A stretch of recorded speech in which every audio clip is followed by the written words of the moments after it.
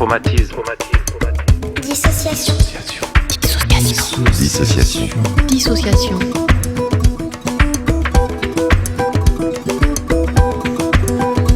L'association francophone du trauma et de la dissociation présente Dissociation au pluriel. Un podcast produit par l'AFTD qui vous fait découvrir le traumatisme et la dissociation sous de multiples facettes. Qu'est-ce qu'un traumatisme ? Qui est traumatisé ? Comment peut-on aider ceux qui le sont ? Et surtout, qu'est-ce qu'il y a derrière le terme de dissociation au pluriel ?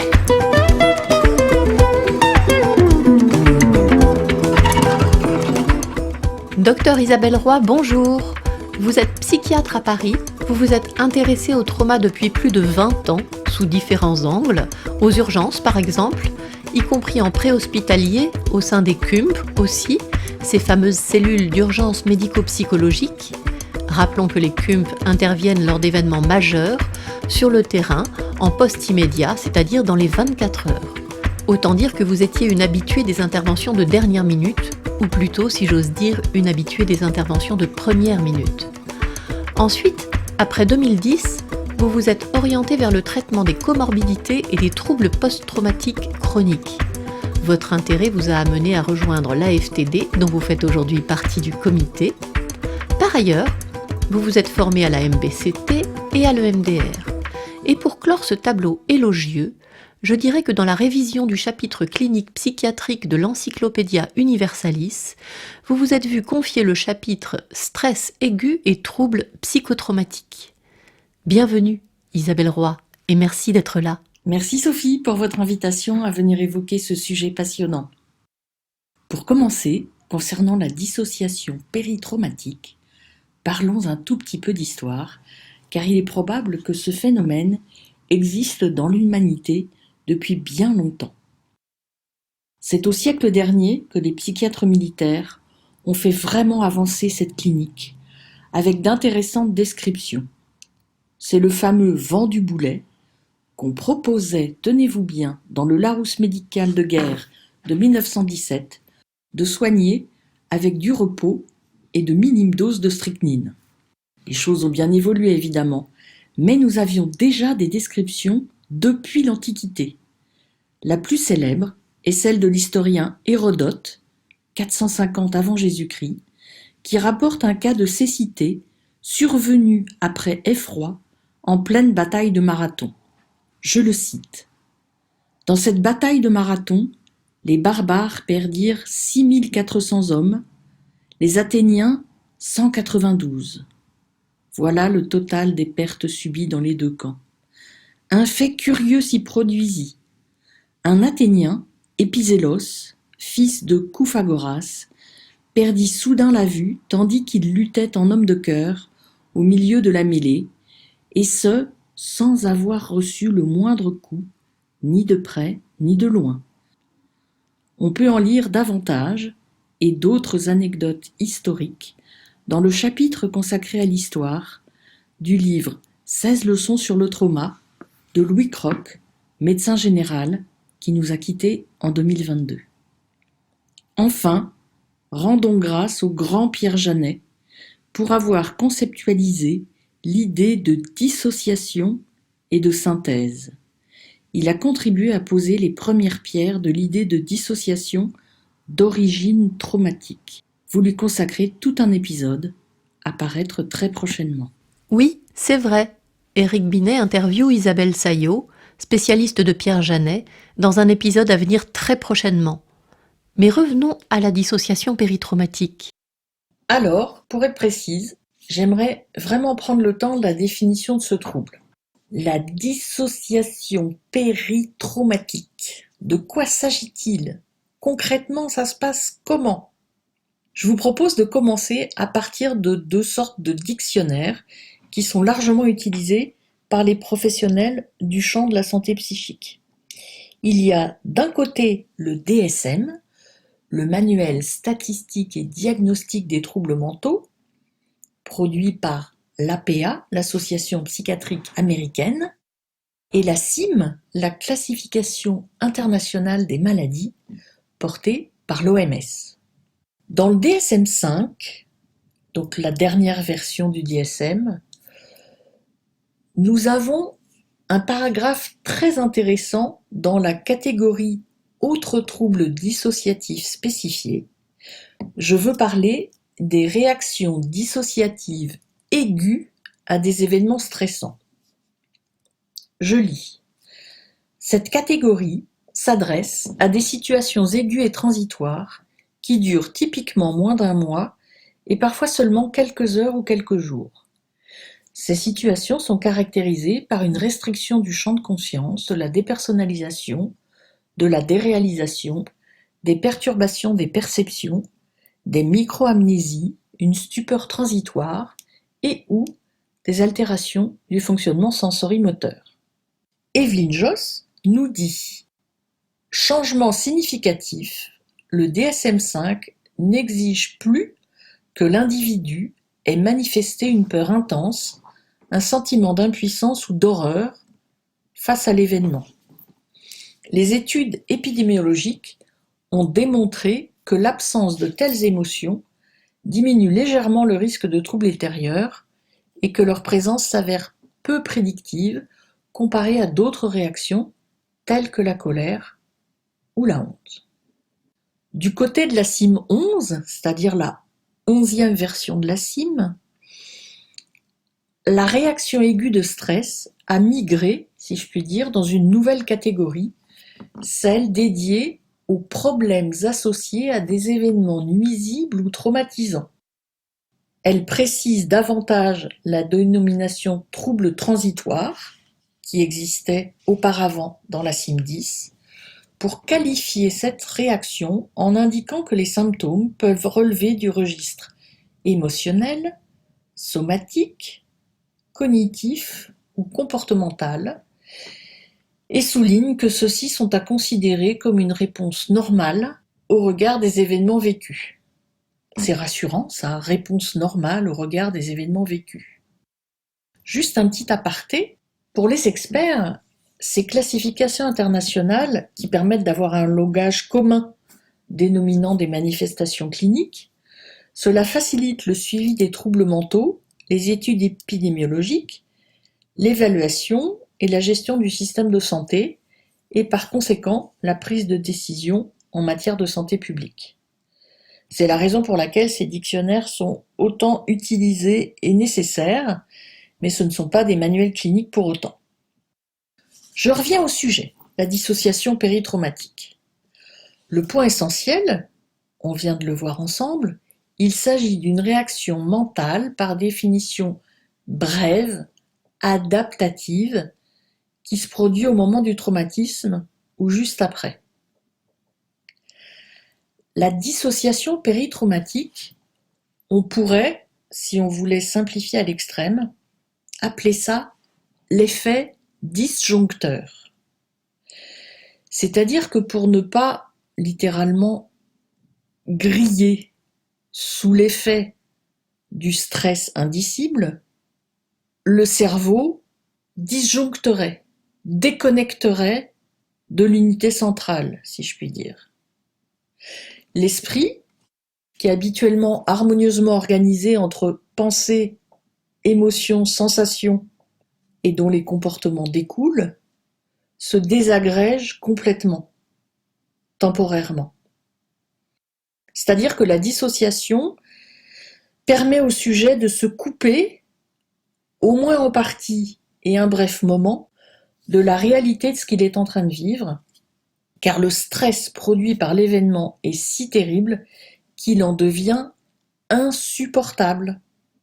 C'est-à-dire que si cet effet disjoncteur ne se produisait pas, l'organisme pourrait en pâtir gravement, par exemple la survenue d'une crise cardiaque liée à un stress massif, ça existe. On peut mourir de peur ou de stress extrême. Là, c'est un cas extrême. N'oublions pas que ce phénomène a une fonction de protection au départ, il est écologique et salvateur. Alors ce phénomène, clinique, il existe à des degrés divers et sous des aspects différents. Si on repense un peu aux définitions de tout à l'heure du DSM-5, on peut donner quelques exemples. Concernant les altérations de la perception du temps, des lieux et des personnes, par exemple, des patients peuvent avoir l'impression, lorsqu'ils expliquent la situation, qu'il manque un morceau de temps au récit de ce qui s'est passé, ou que la scène n'est plus vue dans sa globalité, qu'il manque une partie des éléments. Concernant l'impression d'irréalité, c'est d'une certaine manière d'être comme dans un film, avoir la sensation de voir la scène à travers un filtre déformant, ou de loin, ou vu d'en haut. Et ça peut aller jusqu'à la sensation de sortir de son propre corps. La sidération psychique, par exemple, c'est l'incapacité à réfléchir et à bouger. La stupeur. Parfois, il y a une abolition totale des sensations et des émotions, ni chaud, ni froid, ni peur, ni chagrin, ni calme. Enfin, on a même décrit des actions automatiques que l'individu réalise sans en avoir conscience. Par exemple, ce serait le fait d'être monté en hauteur à une échelle pour sauver quelqu'un sans se poser la question de la dangerosité, en mode automatique. Concernant ce qu'on appelle en santé le diagnostic différentiel, c'est-à-dire le fait de ne pas confondre avec d'autres circonstances maladives dans lesquelles la dépersonnalisation et la déréalisation sont possibles, on redit bien ici que cela se produit au moment ou peu de temps après un événement grave, subi et adverse, extrêmement stressant, au cours duquel la personne a été confrontée à un grand danger, voire au réel ou à la possibilité de la mort. Au moment ou juste après un grand danger, c'est pour ça qu'on l'appelle dissociation péritraumatique, du grec péri.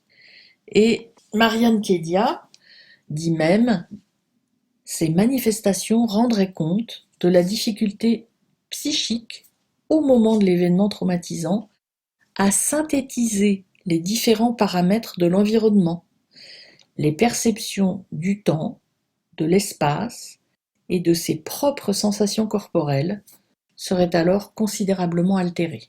Ça se mesure, ça, l'intensité de la dissociation péritraumatique. On peut citer par exemple un questionnaire gratuit en 10 questions simples en français qui s'appelle le PDEQ. Ce sont des questions très simples où on demande à la personne à combien elle ressent comme vrai les affirmations. Par exemple, c'est comme si j'avais agi automatiquement en faisant des choses que je n'avais pas décidées, tout paraissait se dérouler au ralenti. Je regardais la scène comme dans un film, c'était irréel, je flottais au-dessus de la scène, mon corps était bizarre. Alors ces symptômes bien particuliers qu'on a commencé à décrire apparaissent pendant ou juste après le stress. Le stress extrêmement intense, non supportable pour le cerveau. Et alors justement le cerveau, c'est là que ça se passe, ces phénomènes. Ces symptômes bien particuliers de dissociation péritraumatique apparaissent pendant ou juste après un stress intense. Alors vous l'avez déjà deviné, le cerveau y est pour quelque chose. Et c'est très intéressant d'essayer de comprendre comment ça se passe à cet instant de stress intense dans le cerveau qui conduit à l'expression de ces phénomènes cliniques. Alors on va résumer, schématiser.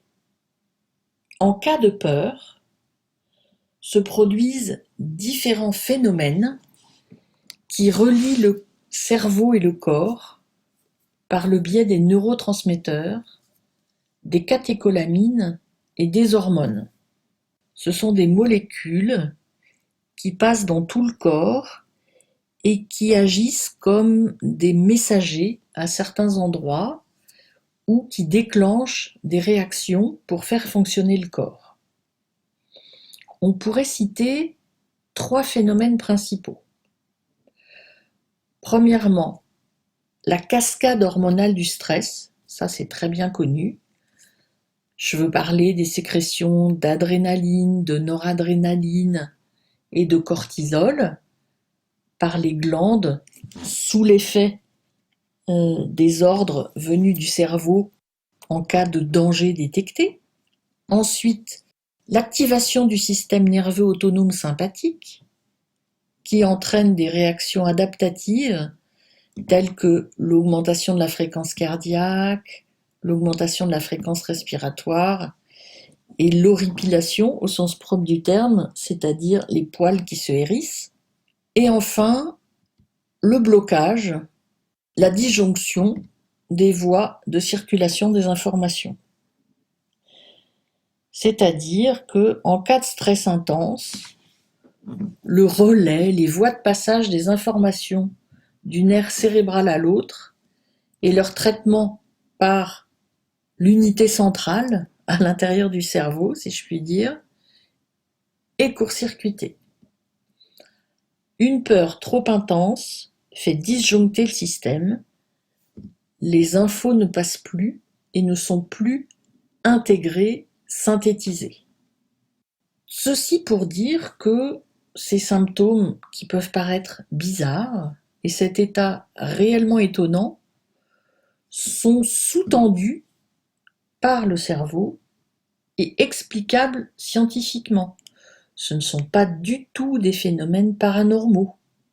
Et d'ailleurs, ces phénomènes sont désormais observables, au moins en partie, grâce au progrès de l'imagerie médicale. C'est impressionnant sur les 20 dernières années, les progrès de l'imagerie médicale et en particulier l'imagerie par résonance magnétique et l'IRM fonctionnelle qui nous ont permis de mieux comprendre ce qui se passe. On a désormais les moyens de voir quelles zones du cerveau sont activées en y mesurant l'augmentation du débit sanguin cérébral et l'apport d'oxygène. Et au-delà de l'anatomie et du débit sanguin, on peut même maintenant regarder le cerveau fonctionner. C'est ce qu'on appelle l'IRM fonctionnel. Je m'explique. Pendant que la personne est dans le tunnel de l'appareil IRM, la grosse bobine magnétique, on lui demande de voir ou de penser à des images, on lui raconte quelque chose et on regarde les régions cérébrales qui s'activent. Et en combinant ces données avec d'autres données biologiques ou cliniques, on peut faire des déductions très très intéressantes. Alors évidemment, on commence à avoir pas mal de données sur les troubles plus chroniques, différés, comme les troubles de stress post-traumatique par exemple, mais vous imaginez combien c'est complexe de faire de la recherche avec des personnes tout récemment traumatisées. Rien que de rentrer dans la boîte où on enregistre l'IRM, le tunnel de la bobine magnétique, ça peut être vraiment un défi pour une personne récemment choquée. Toutes choses étant égales par ailleurs, je cite juste que dans les troubles de stress post-traumatique, les relations fonctionnelles entre les structures cérébrales essentielles ont été vérifiées. L'amygdale cérébrale, le cortex préfrontal médian, l'hippocampe et l'insula. Par déduction, on a imaginé qu'en cas de stress aigu avec dissociation péritraumatique, il pourrait se passer 2 phénomènes. Premièrement, une perturbation des liens entre plusieurs structures cérébrales empêchant la modulation des réponses de peur, et ça c'est localisé au niveau de l'amygdale. C'est-à-dire que le système d'alarme ne s'éteint plus. Deuxième phénomène, un dérèglement de la mémoire émotionnelle autobiographique. Ça expliquerait qu'en sortie de dissociation péritraumatique, certaines personnes resteraient excessivement focalisées sur les émotions liées aux souvenirs. C'est-à-dire que, comme un disque rayé, ça patine sur le même moment sans pouvoir en sortir. Donc si on patine sur le même moment sans pouvoir en sortir et que le système d'alarme ne s'éteint plus, ça disjoncte. Là, on comprend mieux que la personne qui raconte qu'elle se sent coincée dans le trauma, elle est coincée dans le trauma. Alors, mais si ça se passe entièrement dans le cerveau à cause du stress, le cerveau c'est un organe fragile, même s'il est bien protégé par la boîte crânienne. Donc si le système d'alarme s'éteint plus, si les gens sont bloqués dans le trauma, ça veut dire que c'est hyper dangereux. Alors en fait, oui et non. On l'a dit tout à l'heure, ça peut être une réaction normale et adaptative du cerveau pour protéger l'organisme d'un effroi excessif. Ah oui, on a dit péritraumatique, réaction brève adaptative. Mais si ça dure, alors les risques à court terme. La dissociation péritraumatique est le signe de l'impossibilité du sujet, à ce moment-là, à intégrer l'entièreté ou une partie de l'expérience. Eh ben oui, imaginons que vous restiez sans bouger et complètement dissocié à proximité d'un grand danger. Ou alors qu'après la phase initiale de sidération, vous vous mettiez à courir dans tous les sens en hurlant. Premièrement, ça épuise l'organisme. Deuxièmement, ça maintient face au danger. Donc à court terme, oui, ça peut effectivement engendrer des conséquences graves. Lors du déploiement des secours, c'est très connu. Les gens qui sont figés ou alors les gens qui partent en hurlant et en courant dans tous les sens. Et lors du déploiement des secours, la prise en charge va souvent être prioritairement centrée sur les gens qui montrent des signes de panique. Et le risque, c'est de négliger des personnes à l'air très calmes ou trop calmes. Mais heureusement, maintenant, on est bien au courant. Lors du déploiement des secours, lors de la mise en sécurité initiale, les spécialistes des secours et les volontaires des CUM sont désormais très très attentifs à ces réactions immédiates, soit très bruyantes, soit trop calmes, qui nécessitent de réanimer psychiquement la personne, si je puis dire, de la ramener dans le présent et de lui permettre de se sentir à nouveau en sécurité. C'est-à-dire que la réalité d'être en sécurité doit se doubler du ressenti d'être en sécurité. Sur le terrain d'ailleurs, on donne des fiches de psychoéducation courtes et claires qui expliquent les symptômes dont il faut se méfier et ce qu'il faut faire, et on en parle également aux familles. Le deuxième risque, à plus long terme, ce serait que la dissociation péritraumatique soit un facteur de risque d'évolution vers un trouble du stress post-traumatique. Ça, on n'en est pas encore certain de cette valeur prédictive-là. En tous les cas, lorsque des symptômes émergent, parfois longtemps après, au départ, on ne peut pas comprendre le lien avec l'événement passé. Et c'est en refaisant l'histoire clinique de la personne qu'on finit par retrouver ce détail qui au départ était passé inaperçu. Mais attention, on parle bien de surrisque et pas de cause directe. Il est toujours important, donc, je parle de sur le terrain, de bien informer les patients et les familles des risques possibles dans un second temps et à long terme. Mais, je le répète, la dissociation péritraumatique serait un surrisque d'évolution vers un trouble de stress post-traumatique en cas d'événement unique, et un surrisque seulement.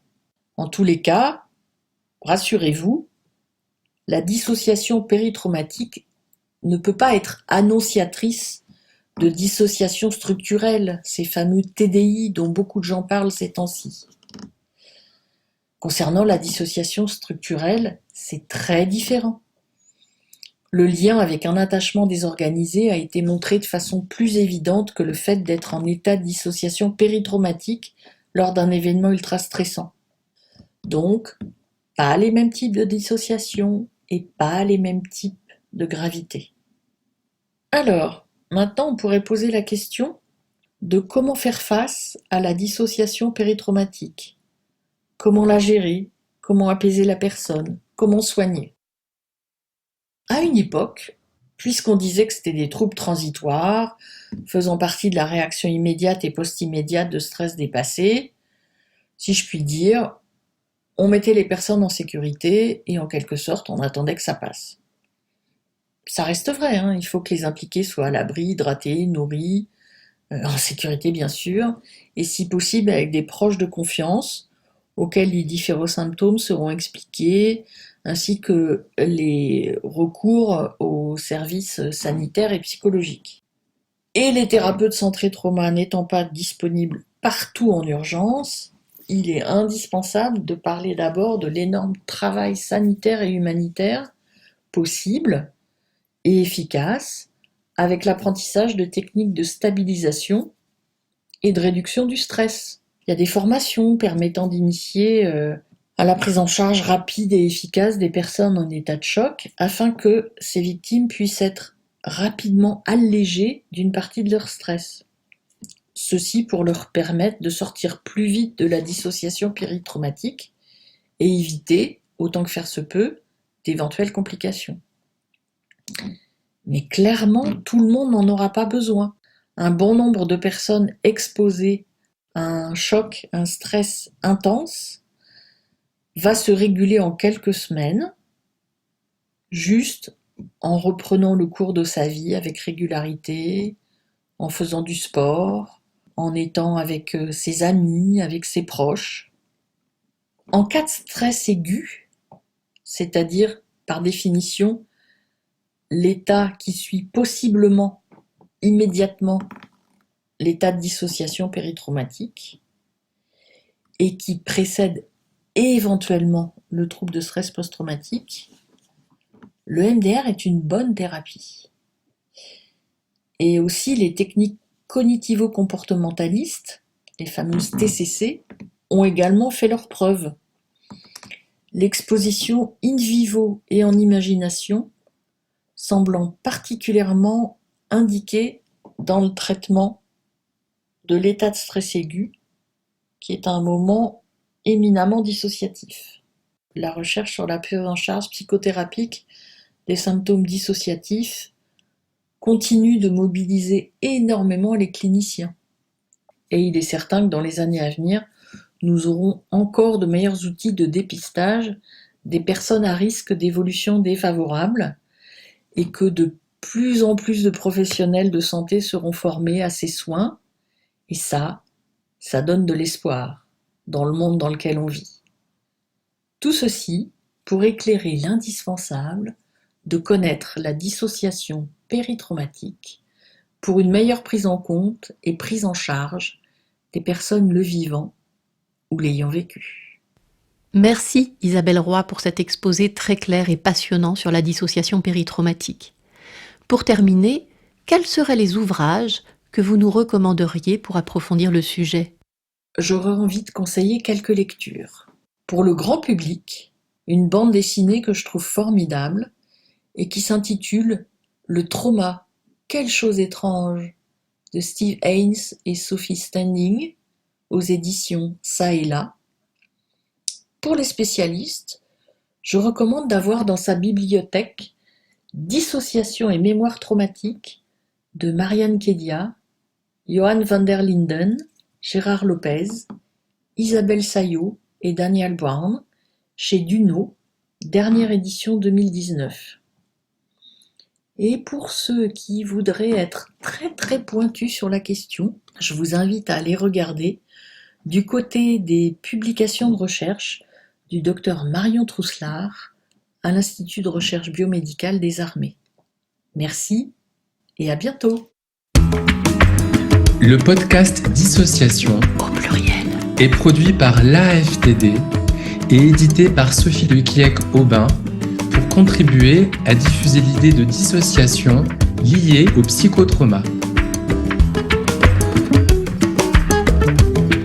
Cet épisode a été réalisé par Isabelle Roy et Sophie Lequiec-Aubin, présenté lors de l'épisode 1, et monté et mixé par Cédric Beau, ingénieur son et guitariste de talent. Le graphisme a été réalisé par Justine Rubino-Ligny.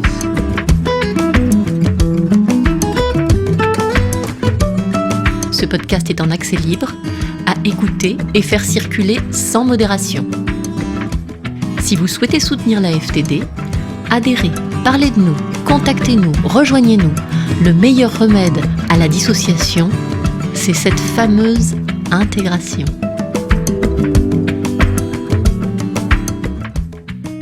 La prochaine fois, nous écouterons Thibault Laurent interviewer Raphaël Gazon au sujet de la thérapie sensorimotrice. Merci de votre écoute et à très vite.